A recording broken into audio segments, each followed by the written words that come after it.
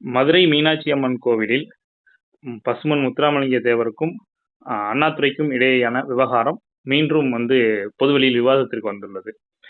ஏன்னா அதைத் தொடர்ந்து அது பற்றி பேசிய பாஜக மாநிலத்தில் அண்ணாமலை மீது வழக்கு பதிவு செய்யப்பட்டிருக்கு. முதலாவதாக நீங்கள் தேவர் வரலாற்று ஆய்வாளர், நீங்க நிறைய பசும்பொன் முத்துராமலிங்க தேவர் வரலாறு பத்தி ஆய்வு பண்ணியிருப்பீங்க. அன்றைய தினம் என்ன மாநாடு, அது என்ன நடந்தது அப்படிங்கிறத மட்டும் நம்ம கொஞ்சம் விரிவா சொல்லுங்க ஐயா. வணக்கம்.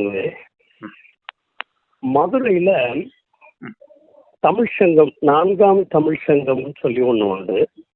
அது பாண்டித்துரை தேவர் ஆரம்பிச்ச ஒரு நிறுவனம். அதனுடைய பொன்விழா 56ல மே மாசம் கடைசி வாரத்துல இருந்து ஜூன் முதல் வாரம் வரைக்கும் அந்த விழா நடக்கிறதாக திட்டமிடுறாங்க. தமிழ்ச்சங்கத்துக்கு தலைவர் ராமநாதபுரம் சேதுபதி. அவர் துணைத் தலைவராக இருந்தவர் பி.டி. ராஜன். செயலாளராக இருந்தது வழக்கறிஞர் சண்முக சுந்தரம் சேர்வை. இந்த சண்முக சுந்தரம் சேர்வை தேவருக்கு, பசும்பொன் தேவருக்கு கிளாஸ்மேட், பசுமலையில படிக்கும் போது கிளாஸ்மேட். இன்னும் 1952ல அவரை எதிர்த்து போட்டியிட்ட காங்கிரஸ் வேட்பாளர் சண்முக சுந்தரம் சேர்வன். அவங்கதான் அது மதுரையில ஒரு பிரபலமான வழக்கறிஞர். அவர் இவங்க எல்லாரும் இருந்துதான் அந்த விழாவை திட்டமிடுறாங்க. அந்த விழாவுடைய சொற்பொழிவுகள் புறம் மதுரையில மீனாட்சி அம்மன் கோயிலுக்குள்ள இருக்கக்கூடிய ஆடி வீதியில நடத்துவது, கலை நிகழ்ச்சிகளை சமூகத்துல நடத்துவதுன்னு திட்டமிடுறாங்க.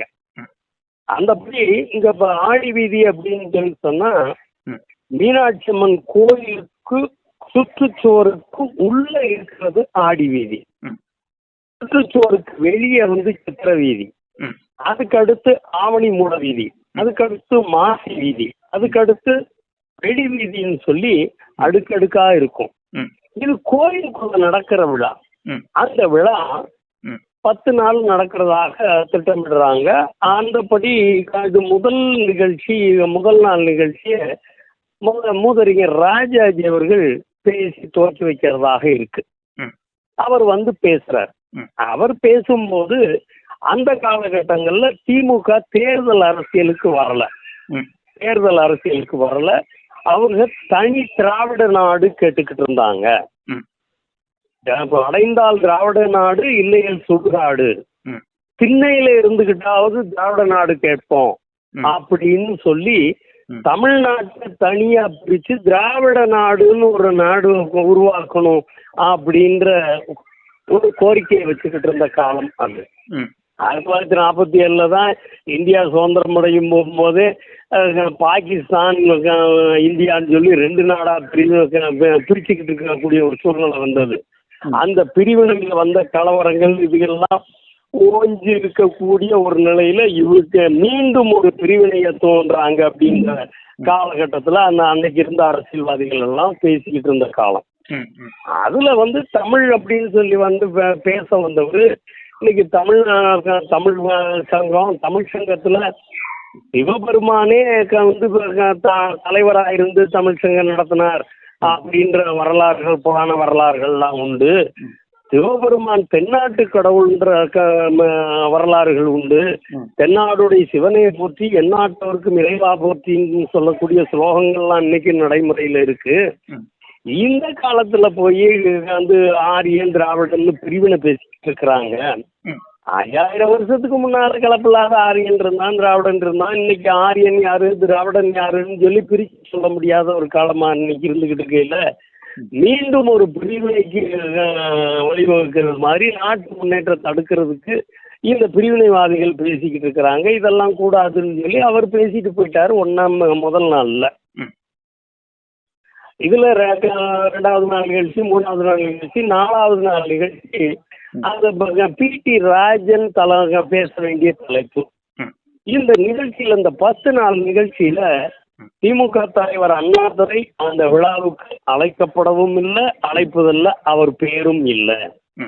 இந்த விழாவை முன்னின்று நடத்திக்கிட்டு இருக்கிற பி.டி. ராஜன் தன்முனைப்பா தன்னுடைய நண்பர் முறையில அண்ணாதுரை அழைச்சிட்டு வந்து 4வது நாள் நிகழ்ச்சி இவர் பேச டி ராஜன் பேச வேண்டிய தலைப்பை அண்ணாதுரைக்கு கொடுத்து பேச வைக்கிறார். அப்போ வந்து என்ன சேலத்தை சேர்ந்த தமிழாசிரியர் ஒருத்தர் தின்ராஜ்னு பேர், அவர் தர்மபுரிக்காரரு, சேலத்துல அவர் வேலை செஞ்சாரு. அவருடைய மக வந்து மணிமேகலை. அந்த மணிமேகலை வந்து அந்த சிறப்பு உரை தொடங்குறதுக்கு முன்னால அவர் பரிசு பெற்ற முதல் பரிசு பெற்ற பேச்சு போட்டியில முதல் பரிசு பெற்ற அந்த பேச்ச அந்த பொண்ணு பேசுது. பேசி முடிச்ச உடனே வந்து முதல் பரிசுன்ற பேர்ல ஒரு புத்தகத்தை கொடுத்து அனுப்பி விட்டுறாங்க. இது இன்னைக்கு நடந்துகிட்டு இருக்க கல்லூரிகள் பள்ளிகள்ல பேசுற மாணவர்களுக்கு மாணவிகளுக்கு பரிசுன்ற பேர்ல புத்தகங்கள் கொடுக்கறது தான் அன்னைக்கு வழக்கமா இருக்குது. அன்னைக்கு அது செஞ்சிருந்திருந்தாங்க. அதை பேசிட்டு வந்தவர் அண்ணாதுரை வந்தவர் ஒரு தமிழை பத்தி பேசியிருக்கலாம், தமிழுடைய சிறப்புகளை பத்தி பேசியிருக்கலாம், தமிழ் சங்கம் உருவான வரலாறு சொல்லி இருக்கலாம். இதெல்லாம் விட்டுட்டு அந்த காலங்கள் அண்ணாதுரைக்கு மேடை பேச்சுகள் பூரா நையாண்டி நக்கலா கிண்டலா இருக்கும். எது எடுத்தாலும் வந்து கிண்டலா பேசக்கூடிய பழக்கங்கள் அவங்க அந்த கால அண்ணாதுரைக்கு இருந்தது. அவர் பேசும்போது மேடையில் ஏறி பேசும்போது ஆச்சாரியா இங்க ஒரு அற்புதமான கருத்தை சொல்லிட்டு போயிருக்கிறாரு. முதல் நாள் நிகழ்ச்சியை துவக்கி வச்சு பேசிட்டு போன ராஜாஜி அற்புதமான ஒரு கருத்தை சொல்லிட்டு போயிருக்காரு. 5000 வருஷங்களுக்கு முன்னால பரிசுத்தமான திராவிடர் இருந்தா, பரிசுத்தமான ஆரியன் இருந்தா, இன்னைக்கு ஆரியன் யாரு திராவிடன் யாருன்னு சொல்லி பிரிச்சு சொல்ல முடியாத அளவுக்கு இன்னைக்கு கலப்பு சமுதாயம் ஆயிடுச்சு அப்படின்னு சொல்லிட்டு போயிருக்கிறார். ஆச்சாரியாரின் கருத்தை அப்படியே ஏற்றுக்கொண்டால் ஆச்சாரியாரின் பிறப்பிலே ஐயப்பாடு தோன்றுகிறது. ஆச்சாரியாரின் பிறப்பிலே ஐயப்பாடு தோன்றுகிறதுன்னு சொல்லி பேசுறாரு. ராஜாஜிய மூதறிஞர்னு சொல்லிக்கிட்டதும் திமுக தான். குள்ளுகப்பட்டர்னு சொன்னதும் திமுக தான். எந்த தலைவர்களும் இழிவுபடுத்தி பேசுறது அந்த காலங்களில் எம் கல்யாண சுந்தரம்ன்ற கம்யூனிஸ்ட் தலைவரை வகுத்தவழி கல்யாண சுந்தரம்னு பேசுவாங்க. தலை சிறந்த கம்யூனிஸ்ட் தலைவர் தொழிலாளர் தலைவராக இருந்த ஜீவானந்தத்தை செல்ட்டு ஜீவானந்தம்னு பேசுவாங்க. நுண்டி ராமமூர்த்தின்னு பேசுவாங்க. இப்படி தலைவர்கள் ஊனப்படுத்தி இழிவுபடுத்தி பேசுறதெல்லாம் அந்த கால திமுகவுக்கு வழக்கம். காமராஜர் அவர் நிறத்தை அவர் படுத்திருக்கிறத அவர் குறைச்சிக்கிறதெல்லாம் பொது மேடையில கிண்டலா கேரிய பேசிக்கிட்டு இருந்தவங்க அந்த காலங்களில். அது இன்னைக்கு இருக்கிற அரசியல்வாதிகளுக்கு ஆய்வாளர்களுக்கு யாரும் தெரியறது இல்லை. மகாபெரிய தலைவர் அப்படின்ற மாதிரி நினைச்சு அது அப்படியே அவங்க தலைவர் அவங்க எப்படி வேணாலும் போற்றிக்கிட்டும் பாராட்டிக்கிட்டும் அதுக்கு நமக்கு அவசியமே இல்லை. ஆனா அந்த விழாவில் இதை இப்போ ராஜாஜி அப்படி பேசிட்டு அடுத்து வரும்போது அந்த குழந்தைய பாராட்டி பேசணும்ன்ற நிலையில வர்றாரு. மணிமேகலை வந்து சிறப்பா பேசிச்சு சொல்லிட்டு போயிருக்கலாம். அந்த பொண்ணு அவங்களுடைய அறிவை விரிவுபடுத்திக்கிறணும், எதிர்காலத்துல மிகச்சிறந்த ஒரு சொற்பொழிவாளராக வரணும் அப்படின்னு சொல்லி அந்த பொண்ணை வாழ்த்திட்டு கூட பேசி இருந்திருக்கலாம். ஆனா இவரு தனக்கே ஒரு அந்த நையாண்டி தனதுல இந்த குழந்தை அருமையா பேசிச்சு ஒரு புத்தகம் முதல் பரிசுன்ற பேர்ல ஒரு புத்தகத்தை கொடுத்து அனுப்பி விடுத்தாங்க. அந்த காலமா இருந்திருந்தா உமையம்மனுடைய ஞானப்பால் குடிச்சது அதனால ஞானம் வந்தது அதனால பேசிச்சு அப்படின்னு சொல்லி திருஞான சம்பந்தர் அவருன்னு கதை கட்டிட்டு இருப்பாங்க அப்படின்னு பேசுறாரு. திருஞான சம்பந்தர் சீர்காழி தப்ப குளத்துல அழுதுகிட்டு இருந்தார். அப்போ வந்து உமையம் வந்து ஞானப்பால் கொடுத்தாங்க, பசி அமர்ந்து அவர் தேவாரம் பாடினாரு அப்படின்றது புராண வரலாறு. தெய்வ நம்பிக்கை உள்ளவங்களுக்கு இருக்கக்கூடிய உணர்வு அது. அதை இவர் வந்து கிண்டலா பேசுறாரு. பல நாத்திக மேடைகள்ல அவங்க தெய்வ அதுவும் குறிப்பா இந்து மத கடவுள்களை இழிவுபடுத்தி பேசுறது அவங்களுக்கு வழக்கம். அது பொது மேடையா இருந்திருந்தா யாரும் பேசி இருக்க மாட்டாங்க, பொருட்படுத்தி இருக்க மாட்டாங்க. இருக்கிற இடம் மீனாட்சி அம்மன் கோவிலுக்குள்ள நடக்கிற விழா, அதுல வந்து இப்படி பேசி இருக்கிறது அப்படின்றது எல்லாருக்கும் அங்க அந்த நிகழ்ச்சியில இருந்தவங்க அதை கேள்விப்பட்ட மக்களுக்கு எல்லாருக்கும் ஒரு அதிருப்தி இருந்தது. 5வது நாள் நிகழ்ச்சி ம். 4வது நாள் நிகழ்ச்சி அண்ணாதுரை பேசிட்டு போயிருக்காரு. 5வது நாள் நிகழ்ச்சி. ம். அந்த 5வது நாள் நிகழ்ச்சியில பிகேஆர் லட்சுமிகாந்த் அம்மாள் ம். காங்கிரஸ் கட்சியினுடைய சட்டமன்ற உறுப்பினரா இருந்தவங்க, ம். ஒரு படிச்சவங்க. பின்னால அந்த அனுப்பாடி பகுதியில் இருந்த சௌராஷ்டிரா செகண்டரி ஸ்கூலுடைய கரஸ்பாண்டண்டா இருந்து சமீப காலத்துல தான் அவங்க மறைஞ்சாங்க. ம். அவங்க தலைமையில சிவானந்த விஜயலட்சுமின்னு சொல்லி ஒரு அம்மையார் ஆன்மீக சொற்பொழிவாக்குறதாக இருக்கு நிகழ்ச்சி. ம். 6வது நாள் நிகழ்ச்சி பசும்பொன் தேவர் பேசுறதாக இருக்கு. அவர் பேசக்கூடிய தலைப்பு சேதுபதிகளின் தமிழ் தொண்டு. ம். 6வது நாள் வரவேண்டிய தேவர் இந்த 4வது நாள் நடந்த தெய்வ நிந்தனையை கேள்விப்பட்டு 5வது நாள் வர்றார். ம். 5வது நாள் வரும்போது அந்த நிகழ்ச்சி நம்ம ஒருங்கிணைப்பாளராக இருந்துகிட்டு இருக்கிற பிடிஆர்கிட்ட, ம். ஆனா இன்னைக்கு நான் பேசணும் அப்படின்னா, ம். இல்ல உங்களுக்கு நாளைக்கு தானே நிகழ்ச்சி, நீங்க நாளைக்கு பேசலாமே அப்படின்னு சொல்றாரு. ம். ஆனா தேவர் வந்து வெகுண்டு, ம். எப்படி அண்ணாதுரை பேசினார், நான் இன்னைக்கு பேசணும் ம். அப்படின்னு சொல்லிட்டு அவர் அப்படியே அதை நேரில் பார்த்த பெரியவங்க ம். அது சொல்லும்போது ரொம்ப செயலா சொல்லுவாங்க. அவர் இடது கையினால அப்படியே புறந்தள்ளிட்டு ஒரு விருந்து மேடை ஏறிட்டாரு. ம். மேடை ஏறி மேடை மரபுகளை மீறி மேடையை கைப்பற்றுவதும், ம். ஒரு மாது தலைமையேற்றிருக்கும் போது ம். அடியேன் பேசுவதும் இதுதான் முதலும் கடைசியும் ம். அப்படின்னு ஆரம்பித்து ம். கடகடன்னு ம். பேசிடுறாரு. ம். ராஜாஜிக்கும் எனக்கும் அரசியல் 1000 கருத்து வேறுபாடுகள் இருக்கலாம். ம். ராஜாஜியின் பிறப்பிலே ஐயப்பாடு தோன்றுகிறதுன்னு சொல்லி பேச வந்த ம். இந்த காஞ்சிபுரத்து தகப்பன் பேர் தெரியாதவன மேடையில ஏற்றி பேச விட்டது யார்? ம். முதல்ல ம். நேரடியாவே ம். அப்படி பேசிடுறார். ம். அதுக்கடுத்து இந்த கோயில்ல ம். 64 திருவிளையாடல்கள் நடந்த இடம், ம். பல்வேறு பெருமைகளுக்குரிய இடம், தமிழ் சங்கம் தோற்றுவிக்கப்பட்ட இடம். ம்.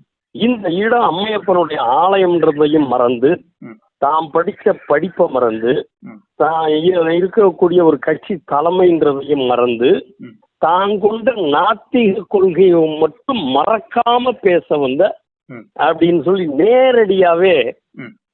சுடு சொல்லால திட்டிடுறாரு தேவர். ம். இனிமே இந்த விழா இங்க நடக்கக்கூடாது, ம். இனிமே இந்த விழா இங்க நடக்கக்கூடாது. ம். நடந்தால் ம். மீனாட்சி அம்மன் ஆலயத்துல 16 கால பூஜை நடக்குது, ம். 16 விதமான அபிஷேகம் நடக்குது. ம்.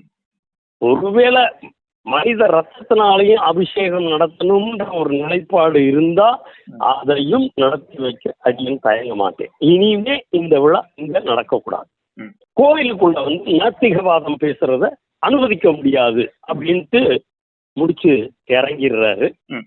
மக்களுக்காக பெருத்த அளவில் கூடியிருந்தவங்க கைதட்டி ஆரவாரம் பண்றாங்க. ம். பிடி ராஜன் வந்து ம். நேற்று ஒரு தலைவர் பேசினாரு, ம். அதையும் கேட்டீங்க. இன்னைக்கு ஒரு தலைவர் பேசிட்டு போறாரு, ம். அதையும் கேட்டிருக்கிறீங்க. நீங்களே எது சரின்னு முடிவு பண்ணிக்கங்க அப்படின்னு சொல்லி அவர் பேசுறாரு. இத இப்படி பேசுனதுக்குமே பிடிஆர் மேல ரொம்ப வந்து காரசாரமான கத்த ஆரம்பிச்சிடுறாங்க, எதிர்ப்பு குரல் கொடுத்துடுறாங்க. அந்த நிகழ்ச்சி அங்க மீனாட்சி அம்மன் ஆலயத்துல நடக்கல, நடக்காம போகுது. தேவருடைய கோரிக்கை என்ன? கோயிலுக்குள்ள நாத்திகவாதம் பேசுறது தப்பு. ராஜாஜியை வந்து பிறப்பிலே ஐயப்பாடு தோன்றுகிறதுன்னு சொல்லி பேசுறது தப்பு. இதை நேரடியா அவர் கண்டிச்சார். சும்பன் தேவருக்கு எந்த ஒரு பொது மேடைகளா இருந்தாலும் தவறு நடந்தா அது கண்டிக்கிறது பழக்கம். முன்னாள் ஒரு காலத்துல விருதுநகர்ல வந்து காமராஜர் ஒழிச்சு வச்சிருந்தாங்க அப்படின்னு சொல்லி ஒரு அரசியல் சூழ்நிலை 1936 இருக்கும் போதும் இதே மாதிரி வார்த்தையை அவர் பயன்படுத்தி இருப்பார். நான் பேசி முடிக்கிறதுக்குள்ள காமராஜரை கொண்டு வந்து இங்க நிறுத்தணும், அப்படி இல்லைன்னா விருதுநகர்ல இருக்கக்கூடியவங்க இரும்பு கவசம் அணிந்துதான் செல்ல வேண்டும் என்ற ஒரு நிலை ஏற்பட்டு விடும், எச்சரிக்கிறேன் அப்படின்னு பேசியிருப்பார். ஒவ்வொரு காலகட்டத்திலும் ஒரு அரசியல் தலைவரா ஆளுமை உள்ள தலைவராக இருந்து இந்த அரசுக்கும் பொதுமக்களுக்கு இடையூறு வருகின்ற அல்லது பொதுமக்களை இழிவுபடுத்துகின்ற காரியங்கள் வரும்போதெல்லாம் அவர் வெகுண்டு நின்று பேசுவார்.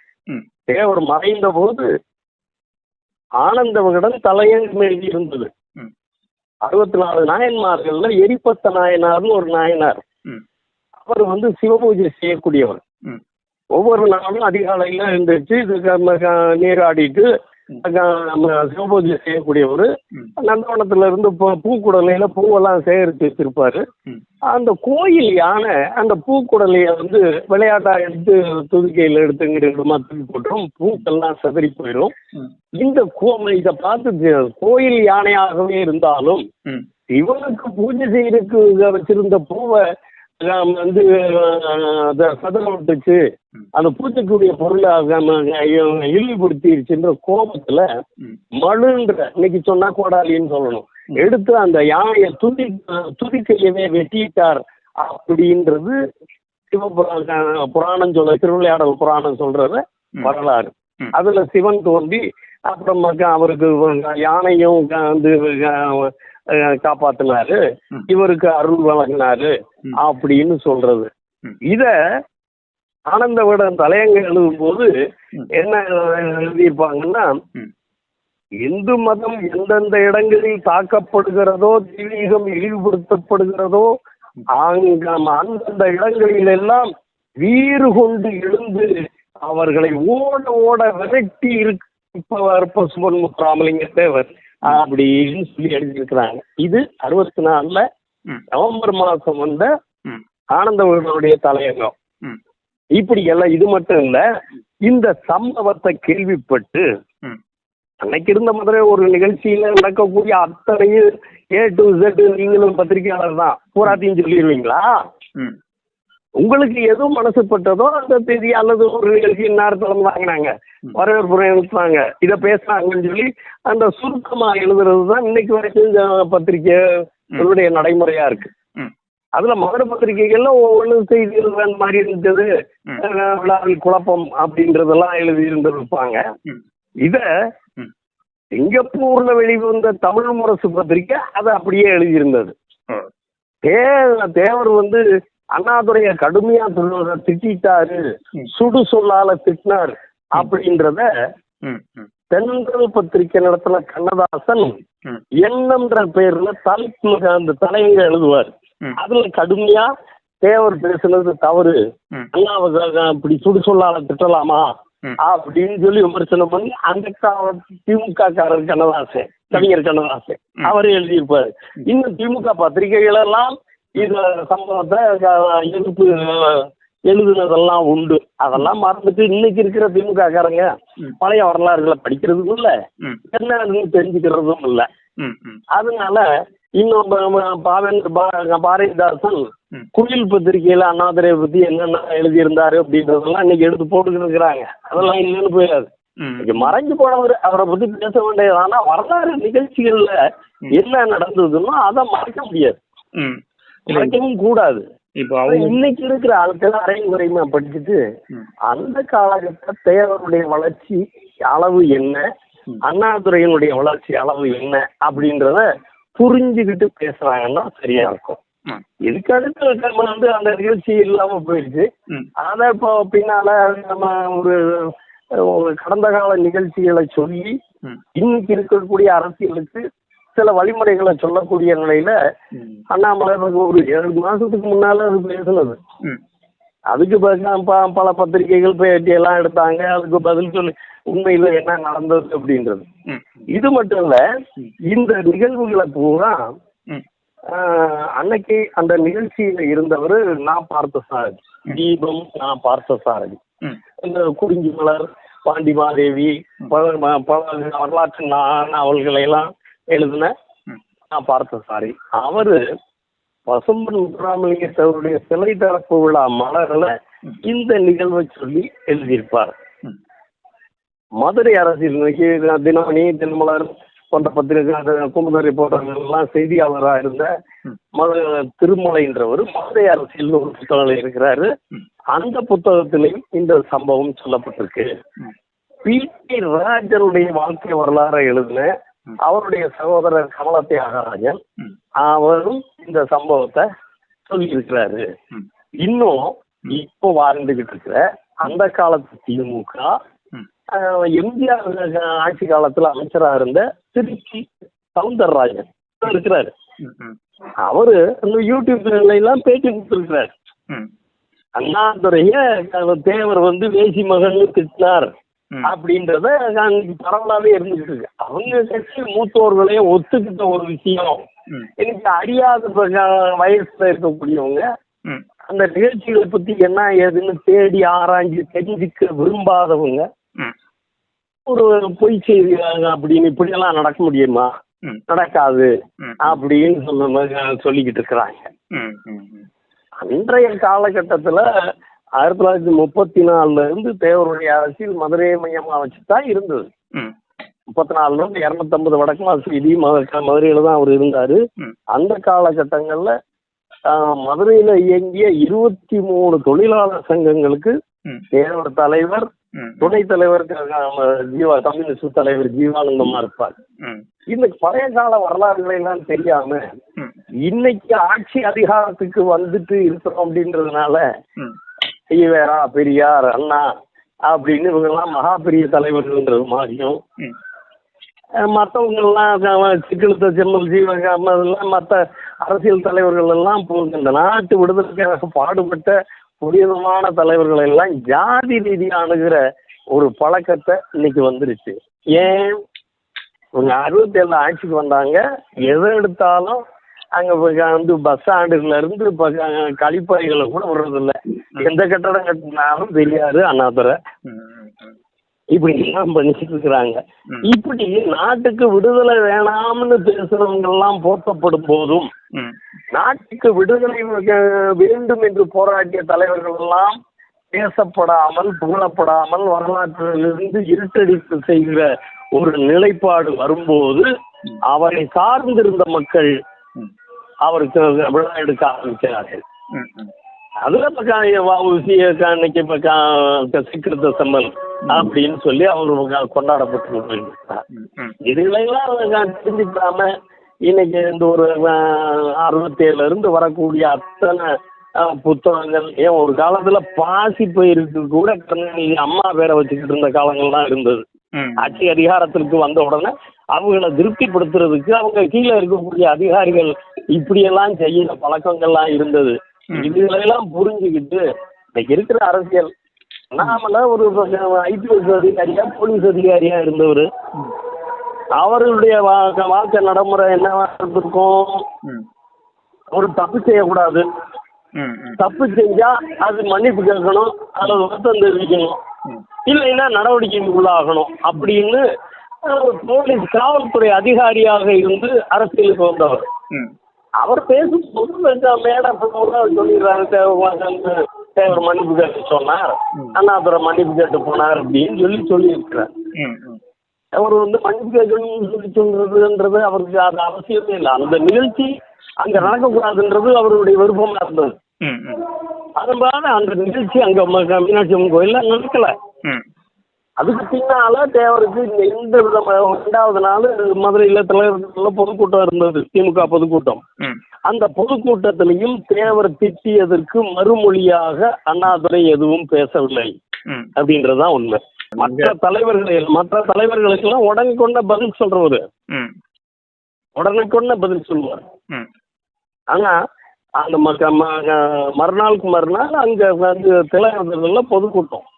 எங்க அன்னைக்கு இருந்த எங்க பெரியவங்க, அன்றைக்கு இருந்த தேவர் அன்னைக்கு திமுக பார்வையில பெரிய கட்சி, அன்னைக்கு தேவரை பத்தி இவர் ஏதாவது தப்புன்னு தவறுமா பேசிடுவாரோன்ற ஒரு பதட்டம் இருந்துச்சு. அப்படி அந்த பதட்டம்னாக்க எதிர்வினையாற்றுவதற்கு பல்வேறு விதங்கள்ல தயாராக இருந்தவங்க எல்லாம் உண்டு. அப்படி ஒரு நிகழ்வே அவர் இல்லை. 57 முதல்ல காஞ்சிபுரத்துல அண்ணாதுரை போட்டி போடுறாரு. அவரை எதிர்த்து காங்கிரஸ் சீர்திருத்த கட்சியினுடைய வேட்பாளர் சக்கரவர்த்தி நாயக்கருக்காக பசுமன் தேவர் காஞ்சிபுரத்துல பேசுவாரு. பாரதி வாசகசாலையை திறந்து வச்சுட்டு பேசும்போது அண்ணாதுரை எழுதுகிற புத்தகங்களை எல்லாம் கடுமையாக விமர்சனம் பண்ணி இருப்பார்.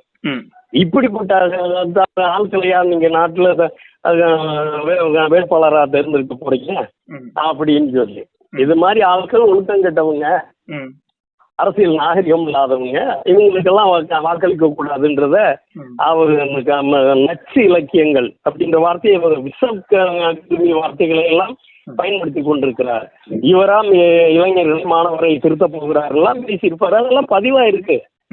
இன்னும் இவங்க 1957 கம்யூனிஸ்ட் கட்சி தலைவர் எம் கல்யாண சுந்தரம் சென்னை சட்டசபையில நம்பிக்கையில்லா தீர்மானம் கொண்டு வருவார். அந்த நம்பிக்கையில்லாத காமராஜர் ஆட்சி மீது நம்பிக்கை இல்லைன்னு சொல்லி நம்பிக்கையில்லா தீர்மானம் கொண்டு வந்திருப்பார். அந்த நம்பிக்கையில்லா தீர்மானத்துல அண்ணாதுரை பேசும்போது துவக்கத்திலே பேசுவார், என்னையும் என் இயக்கத்தை பற்றியும் முத்துராமலிங்க தேவர் என்னவெல்லாம் பேசியிருப்பார் என்று பேசிக் கொண்டிருக்கிறார் என்பதை இங்க இருக்கக்கூடிய எல்லா சட்டசபை உறுப்பினர்களுக்கும் தெரியும். அப்படியே பேசியிருப்பார். தேவர் தன்னை திட்டினாருன்றத அவரே ஒப்புக்கிட்டாரு. அதுல முடிச்சாக்க அவர் அந்த பேச்சில் முடிக்கும் போதுன்னு சொல்லுவாரு, பசும்பொன் முத்துராமலிங்க தேவர் தேசியவாதி என்ற பெயரில் ஒருவேளை காங்கிரஸோடு இணைந்து போய்விடலாம், ஆனால் எந்த காலத்திலும் எங்களோடு அவரால் இணைந்து வர முடியாது அப்படின்னு சட்டசபை பேச்சு, சட்டசபை குறிப்புகள் இருக்கு, ஆவணங்கள் இருக்கு. அந்த புத்தகங்கள் இந்த நிகழ்ச்சி சம்பந்தமா ஜீவபாரதியின் தொகுத்த பசும்பொன் தேவரும் திராவிட இயக்கங்களும் அப்படின்ற புத்தகத்துல இதெல்லாம் சொல்லப்பட்டிருக்கு. அதுக்காக ஒரு பேசுனவர் அப்படின்றது, ஒரு தலைவர் அப்படின்றதுக்கு அது என்னமோ இல்லாததெல்லாம் சொல்லிவிட்டார் அப்படின்ற பேசுறது, அது ஆட்சி அதிகாரத்துல இருக்கிறவங்கன்றதுனால வழக்கு போடுறதுன்ற நிலையில இருக்காங்க.